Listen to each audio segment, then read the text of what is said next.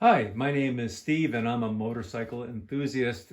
I'm going to show you my Tracer 9 GT and talk about the 6 key mods that I've made to bring this bike much closer to perfection.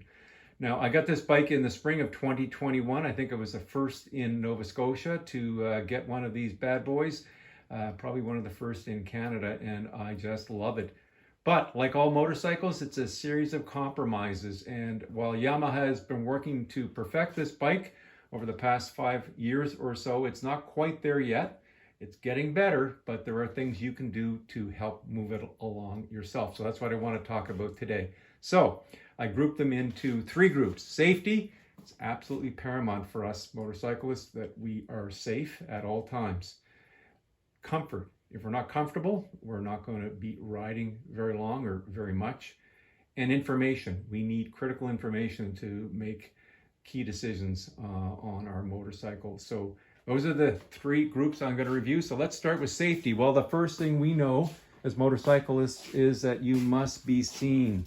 And on this bike, in the night, I'd say it does a pretty good job. Those are the LED lights that really are quite visible in the night, almost invisible during the daytime at any distance. The running lights are under here and the bright light over there, and they act as cornering lights as well. In the nighttime, great visibility. In the daytime, almost invisible. I hate riding around with one light out. It looks like I've burnt out a light and not replaced it. So my decision was to run with the high beam on. It works in the daytime. Obviously, you can't do that at night, but I am seen. So I think that that was a good compromise.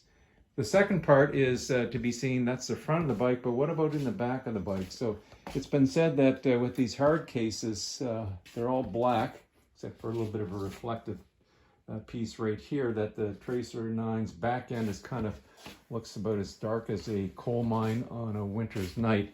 And so to resolve that, I added these reflective tape strips. I mean, they're really cheap. Just buy a big roll of that. They're very visible. They reflect the car lights from behind you back to them very easily. And they also are really quite visible during the day.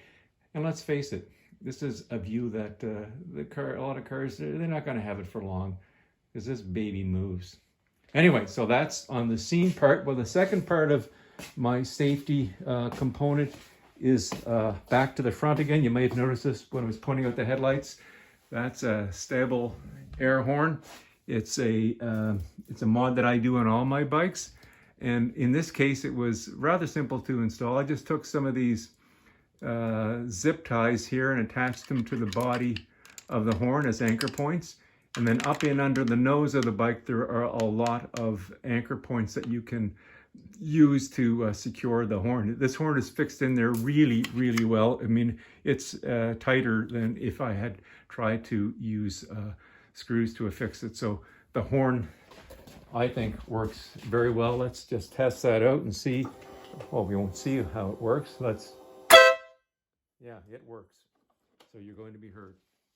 So you may have noticed also, I talked about comfort.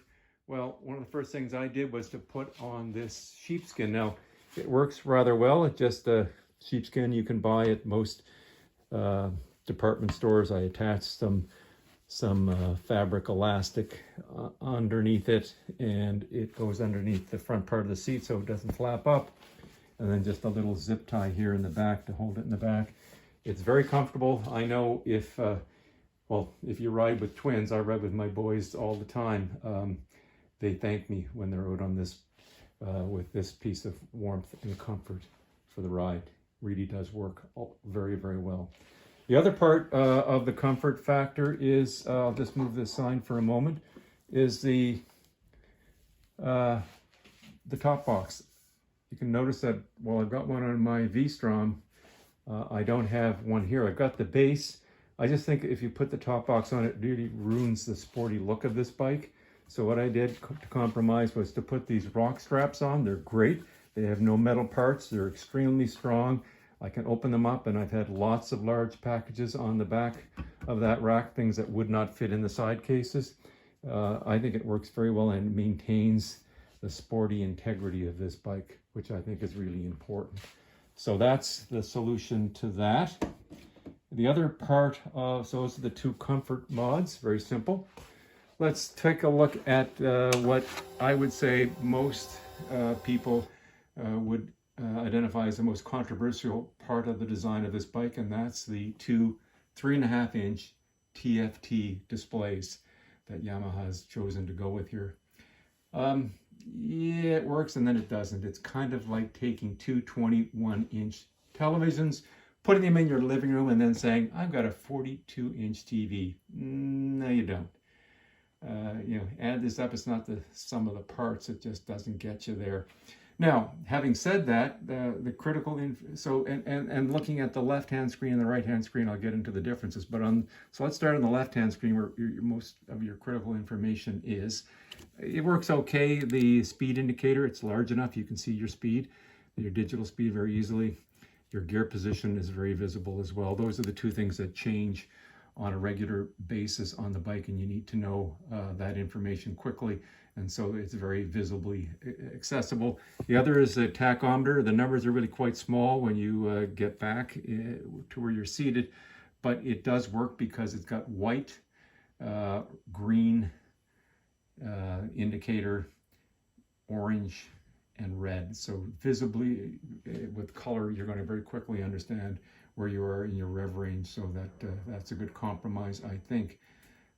Things like your things like your rider mode, your selected rider mode, or your suspension modes that you're choosing, those don't change all that often, so I can live with that. My odometer, you know, if you're not looking at that all the time, or my trip meter, I really don't focus on, so those kinds of things are okay. Your grip heaters are down here, and you know, they can work if you select them to be on all the time, because you just select them, then you use the selection knob here to turn it up for hotter and down for lower, so that all works okay.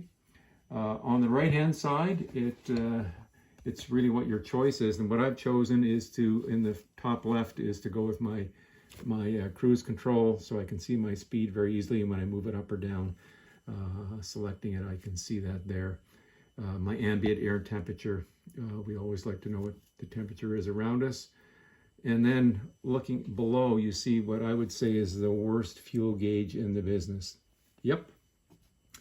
There's one long bar here for the first half of tank, and that bar stays illuminated when you fill it to the point where it gets one drop below half.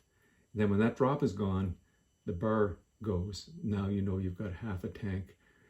So not all that great, especially in a place like Nova Scotia where we have a lot of remote roads to ride on. You need to know where you are fuel-wise. So next to that is what I think is the best fuel indicator in the business, which is the fuel consumption gauge, which shows the amount of fuel in liters that have been consumed since you reset it last.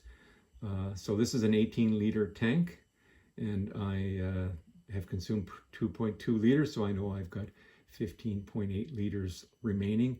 And it actually is very accurate. It does work extremely well, and so I'm very happy with that. It's basically when you fill your tank up again, that's exactly the amount of fuel that you're going to find you put into your tank. So all good there. And then the final point is there's a clock down there somewhere. I always like to know what time it is, but with a visor on and sunglasses, I mean, you just can't read that. So what I've done is just added a button nose to this tracer, so you can see there, it's very visible. Any aftermarket digital clock solves that problem instantly. You're never going to be late. Of course, on this bike, you can always make up time as well. So there you have it, the Tracer 9 GT 2021, and the 6 key mods to make it almost perfect. Thanks for watching, and ride safe.